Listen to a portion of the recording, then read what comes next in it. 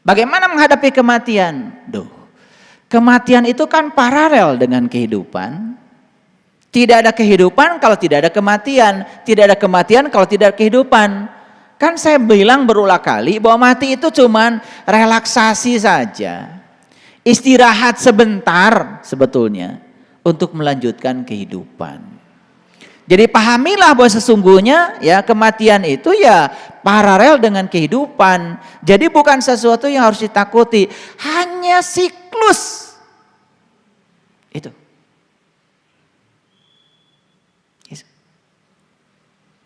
Sekarang itu saya itu sedang mengalami hidup mati. Coba perhatikan saya. Kan apa saya masuk hidup. Gak lama apa saya keluar mati sebetulnya. Hidup lagi karena masih diizinkan.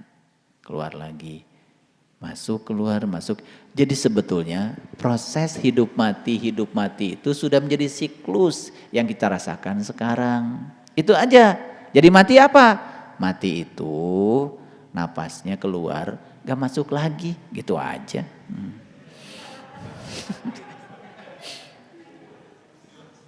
Paham ya?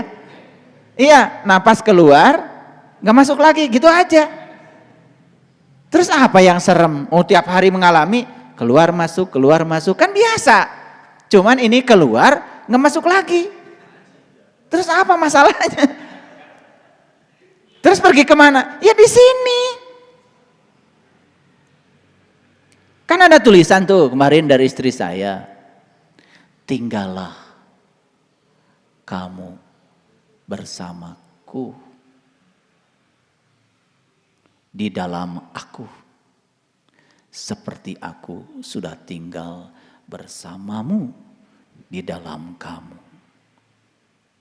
Kemarin tuh. Dibaca nggak kalian itu?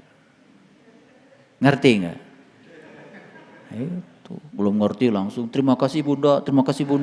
Ngerti gitu. Pencitraan itu. Lihat saya semuanya kalau tidak mengerti. Aduh, pengatan kalian tuh. Kadang-kadang nggak dibaca udah langsung terima kasih.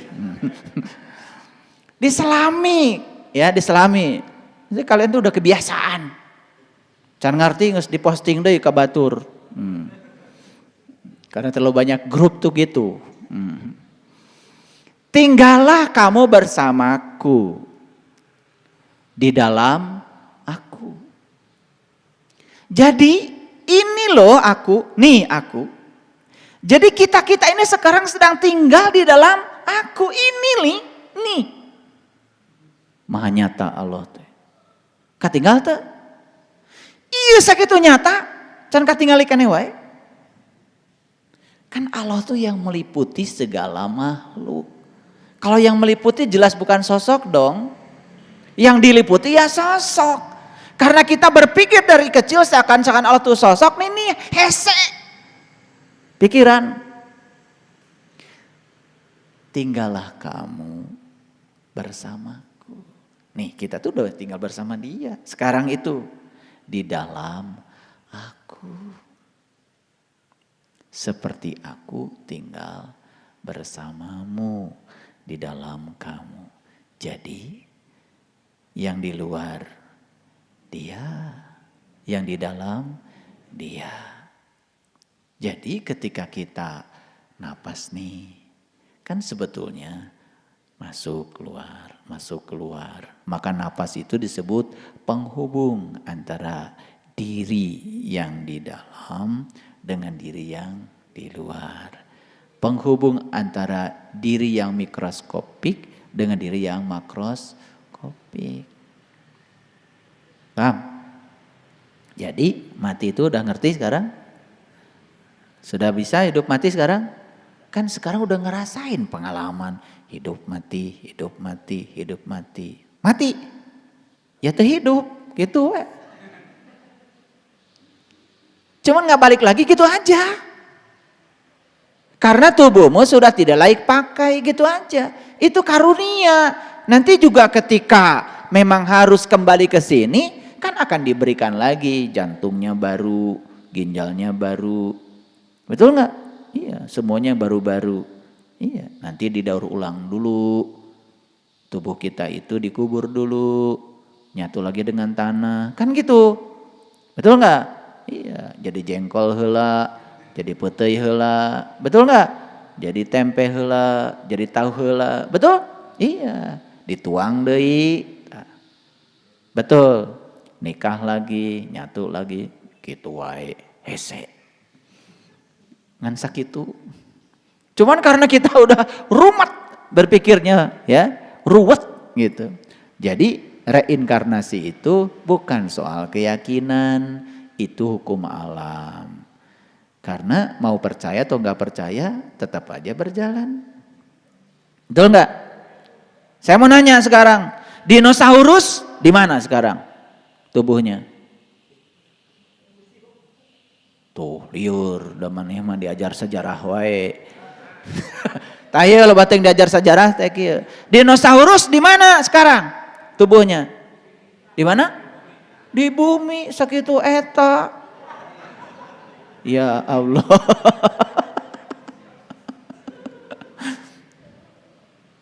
Hah? Bangkai berit 50 tahun yang lalu di mana tah ayeuna? Oh, kakarang ngaku. Makanya kalian mengajinya kejauhan. Tanya gitu aja pusing, harus baca buku sejarah. Ditanya dinosaurus di mana? Dinosaurus yang tahunan yang lalu teh geus kaheje jeung taneuh. Betul enggak? Iya. Betul?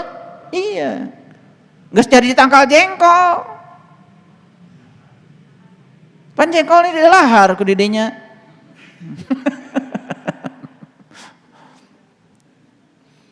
Gitu. Ini kesadaran ya. Kadang-kadang itu kan nggak ngerti. Sekarang saya tanya, leluhur-leluhur kalian tuh yang sudah pada meninggal, dikubur di kampung, ya, uyut-uyut gitu, jangan wareng kali itu, di marana ayeuna? Di marana? Tah, di bawa. Kira aku tuh sadar wae, betul nggak? Iya. Jadi sebetulnya yang ada di tubuh kita itu bisa jadi air yang pernah hidup jutaan tahun yang lalu pun sekarang ada di sini. Kita tidak bisa memilah-milah. Betul enggak? Kan enggak. Ya, Pak Ajwir mau makan tempe, nanya dulu, ini tempenya ini kedelainya dari mana? Ente. Ya, yang penting mah ayam langsung dimakan. Betul enggak? Kan gitu. Itu kan kita enggak tahu sejarah kedelai itu dari mana. Betul enggak? Iya. Bawa kedelai nanti Amerika. Saha eta teh. Jadi awak orang. Paham? Gitu. Bikin santai aja. Jadi mati itu apa? Ya, masuk, keluar, keluar, gak masuk lagi, gitu aja. Nah, mati itu namanya. Ya, apa yang menakutkan? Bahkan kita udah latihan belajar mati selagi hidup, betul nggak? Saat kita mematikan semuanya, malah kita masuk ke alam yang terang, benderang, indahnya luar biasa. Tuh. Bahkan nggak ingat apa-apa yang di dunia ini. Seperti Nabi Musa, gunung hancur, Musa jatuh pingsan, nggak ingat apa-apa yang di dunia ini. Fanabillah. Nih, saya kasih tahu. Punya utang itu menyiksa enggak? Menyiksa enggak? Menyiksa. Kalau pikirannya sempit. Betul enggak? Begitu mati, kan teinget tak karena hutang. Betul enggak? Bukannya rezeki teteh itu.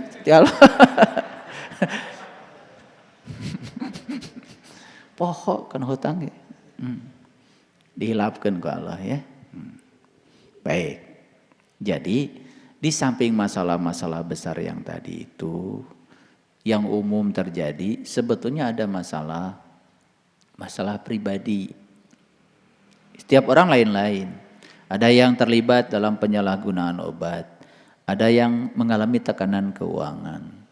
Mohon maaf, mungkin juga ada yang mengalami perceraian. Kalau perceraian itu harus terjadi juga tidak baik buruk. Hati-hati. Pernikahan dan perceraian itu tidak baik buruk. Kalau itu sudah selesai karmanya, ya sudah. Ngeri nggak? Jadi menyatu itu pasti untuk menyelesaikan utang karma. Kalau bercerai itu karena utang karmanya sudah selesai, ya sudah. Memang harus begitu perjalanannya.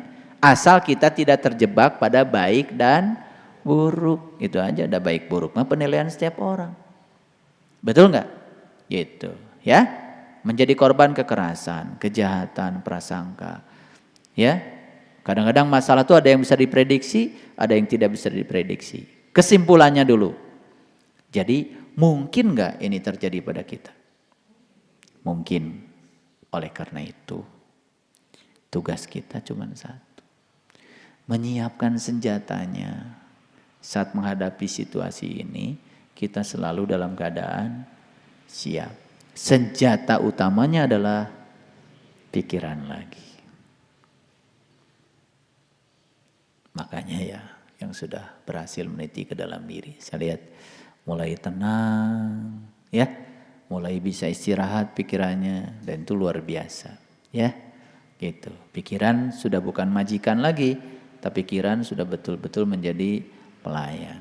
Baik, sekarang apa yang harus kita lakukan? Satu, milikilah kemampuan untuk mendapatkan kesembuhan batin. Harus dimiliki kemampuan itu. Namanya self healing. Harus bisa menyembuhkan, harus punya kemampuan untuk menyembuhkan diri sendiri. Karena tidak ada yang bisa menolong kita kecuali diri kita sendiri. Pada akhirnya semua orang yang punya penyakit kronis sekalipun, ujung-ujungnya dia menjadi sembuh. Yang disembuhkan bukan akibatnya. Yang disembuhkan itu adalah sebabnya. Dokter itu hanya menyembuhkan akibatnya. Hari ini diobati, besok gering deui. Tapi kita belajar untuk punya kemampuan menyembuhkan akibatnya. Segala sumber penyakit itu 50% adalah jiwa. 25% adalah pikiran. 15% hubungan sosial. 10% gaya hidup. Perbaiki semua sebab-sebab yang menimbulkan itu menjadi penyakit. Itu namanya memiliki kemampuan untuk menyembuhkan. Karena kesembuhan fisik harus dimulai dengan kesembuhan batin. Nah, saya mau nanya sekarang. Jiwa itu kan ruh. Jiwa itu kan nur, bagian dari ruh. Betul? Nah, kalau jiwa itu nur, jelas makanan jiwa adalah nur. Betul? Makanya sering-sering berada di alam nur. Insya Allah lama-kelamaan batinnya akan kuat. Nah, yang paling utama bukan sekedar sembuh, tapi dia pun memiliki kemampuan menyembuhkan dirinya, bahkan dia bisa punya kemampuan menyembuhkan orang lain. 2. Belajar menciptakan kenyamanan, inspirasi, dan berpengharapan. Nih, saya kasih tahu.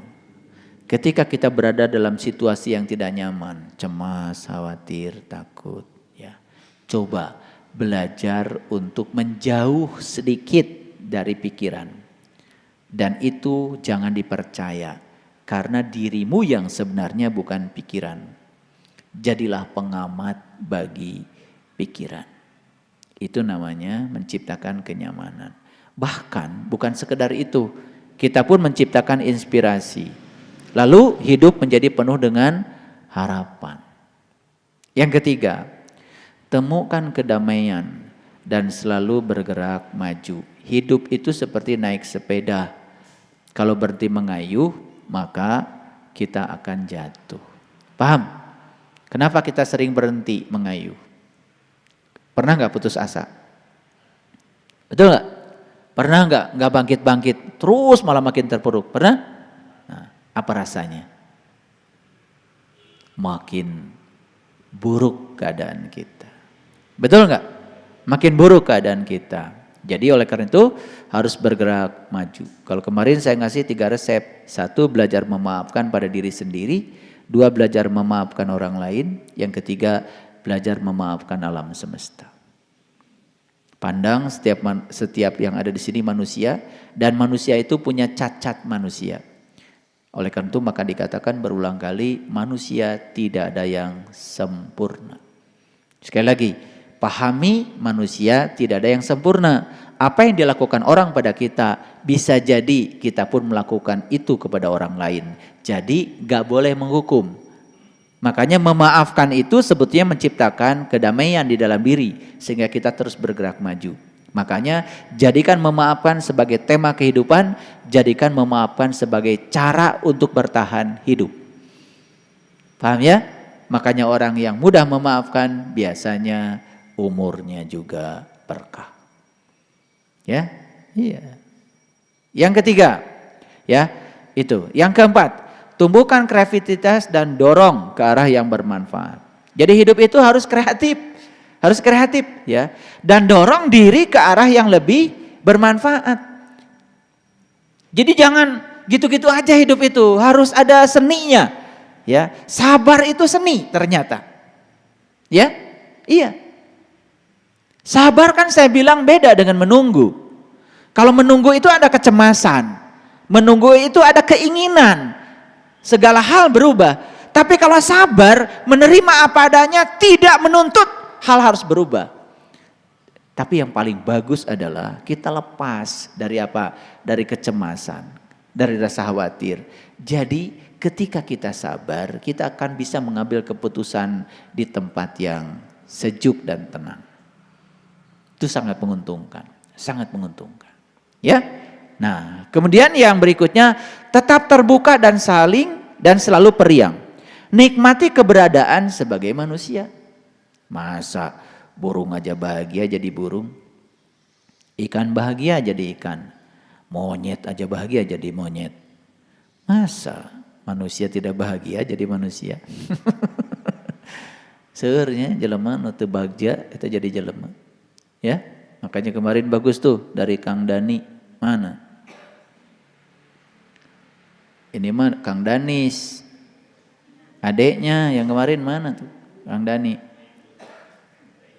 Nggak datang. Dia share bagus kemarin. Kita sehari butuh oksigen 2.880 liter per hari. Kita perlu nitrogen 11.376 liter per hari. 1 liter oksigen 25.000. 1 liter nitrogen itu 10.000. Jadi nitrogen itu yang perlu bukan hanya ban. Kita juga perlu nitrogen. Jadi oksigen dan nitrogen itu kebutuhan pokok. 25.000 per hari. Ya, per hari nih. Kalikan 2.880 liter. 10.000 kalikan 11.376 liter. Totalnya 185 juta. Sapoe hanya oksigen dan nitrogen. Itu yang kalian butuhkan per orang. Bukan satu RT ya. Per orang per hari 185 juta. Jadi kalau ada manusia tengar sabeng harta boga napas kacida. Sekarang 1 bulan kalikan 1 bulan 30 hari kalikan 30 kali 185 juta. Hitung sekarang pakai kalkulator. Hitung. Jangan-jangan punya HP nggak bisa pakai kalkulator di HP. Itu. Saya cuma ngetes aja, coba hitung. 185 juta kali 30 cok. Bisa tuh mencetna. So. Berapa? 5,5 miliar. Hanya untuk oksigen dan nitrogen Allah ngasih 5,5 miliar sabulan hiji jelema.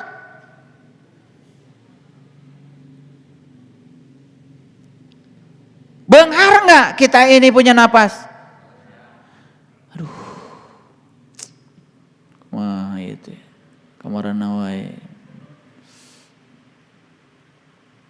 Itu kalau pikiran sempit itu. Tidak punya kesadaran apa-apa. Rasa syukur tidak ada. Mengerikan. Betul nggak? Tidak ada yang lebih berharga dari nafas. Sepanjang nafas masih ada pada diri kita, semua hak guna pakai melekat pada diri kita. Hari ini, saat ini kita berhenti bernapas, semua hak guna pakai kita pindah kepada orang lain. Gak ada milik kita, semua di dunia ini hanya hak guna pakai. Kan ayat sertifikat napa? Ayat sama kertas. Gak ada gunanya, gak ada orang mati bawa sertifikat. Betul nggak? Iya. Jadi itu semua berharga ketika napas masih ada pada diri kita.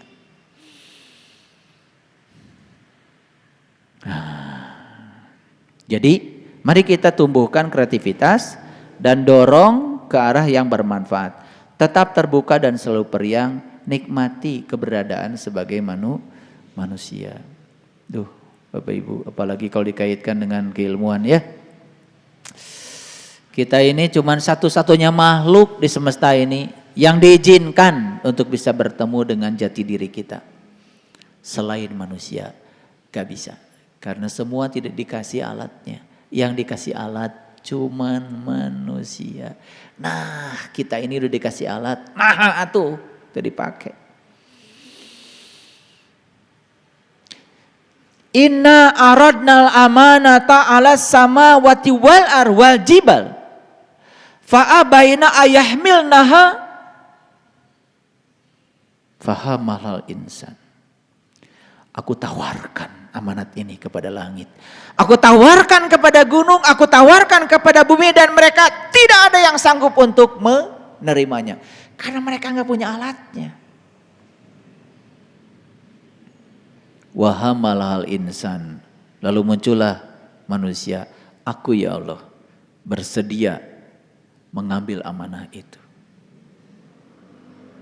Apa berikutnya? Innahu kana doluman jahula. Sesungguhnya manusia itu amat bodoh. Itu Quran. Lah, kenapa bodoh? Lihat saya semua, lihat saya semua. Yang tidak mau mengambil amanat ini bodoh. Padahal punya alatnya. Betul? Kalau gitu yang bodoh banyak kan? Kemarin kan sudah diceritakan. Orang bodoh itu orang yang tidak tahu. Tapi dia tidak tahu kalau dirinya tidak tahu. Iya. Makanya menghadapi orang bodoh jangan berdebat. Bagus tuh ada cerita kemarin. Paseata keledai dengan harimau.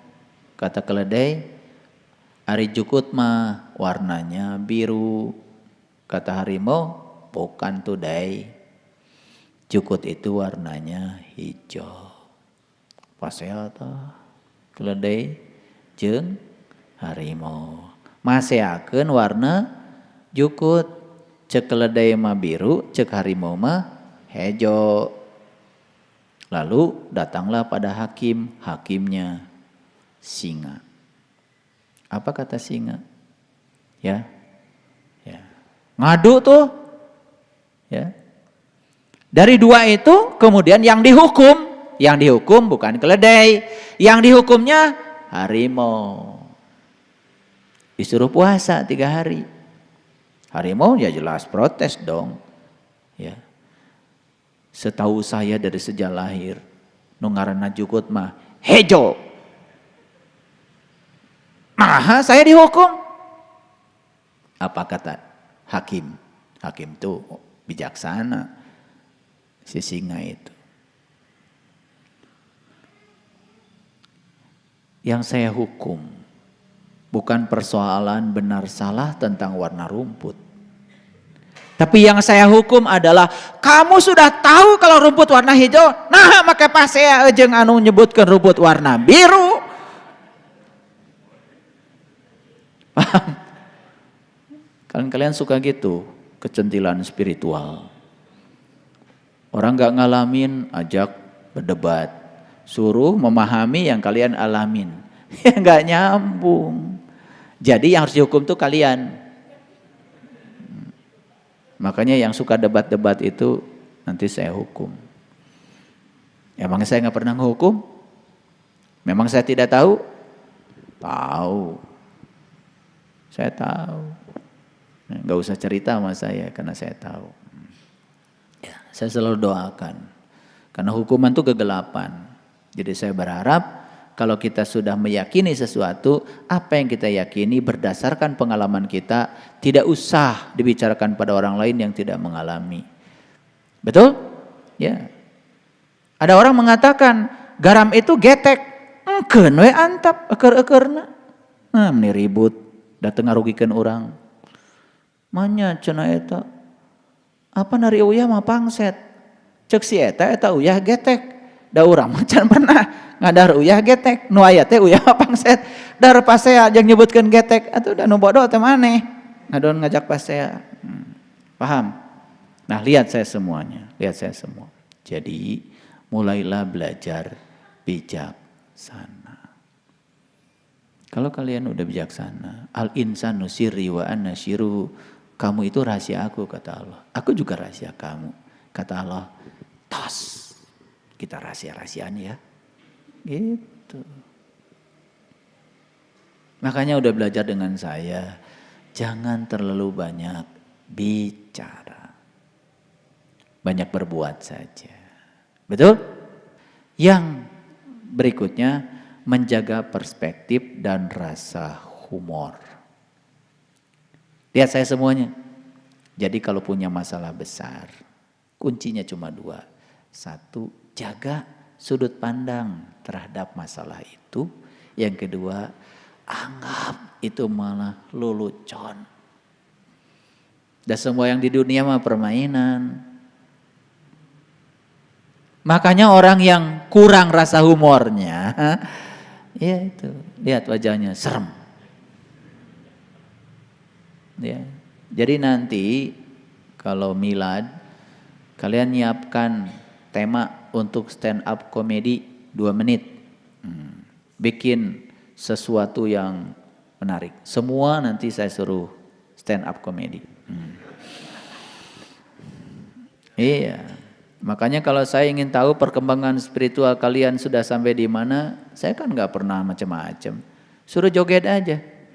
Dari langkah kakinya ketika joget kelihatan. Ya, iya. Yang spiritualnya nggak kemana-mana mah, hese ngalangkahkeun suku ge. Iya. Betul nggak? Iya. Musik ke mana, nu nyanyi ke mana, nu joget ke mana. Tepuk we. Ya, tidak selaras. Iya. Kayaknya nanti saya tes satu-satu. Atau saya suruh joget semuanya, saya lihat aja dari kejauhan. Kelihatan sama saya. Iya. Betul nggak? Iya. Musiknya lambat, ya jogetnya gancang. Udah nggak benar. Pasti spiritualnya nggak nyambung itu. Makanya musiknya lambat, jogetnya gancang. Itu berarti nggak nyambung. Betul nggak? Ada, saya juga suka lihat. Musiknya lambat, hari jogetnya nggak semangat ya. Nggak benar itu. Udah nggak benar pasti. Makanya sesekali nanti saya mau ngundang orang yang bisa nabuh tarawangsa. Saya suruh, mau saya lihat gerakan kalian itu sampai mana. Kalau masih banyak yang ditahan ya, jaim, itu jogetnya tuh nggak jelas, kaku. Gampang kalau saya lihat kemajuan spiritual, cenah joget kelihatan. Atau suruh mencet odol. Ya, milikilah rasa humor. Hidup itu sebetulnya permainan. Ya, kita ini sudah terlalu serius bertahun-tahun dan keseriusan itu penyakit. Betul nggak? Makanya ngaji dengan saya kan ketawa-ketawa. Siapa yang ditertawakan kalian? Ya dirimu sendiri karena udah kebanyakan ngomongin batur.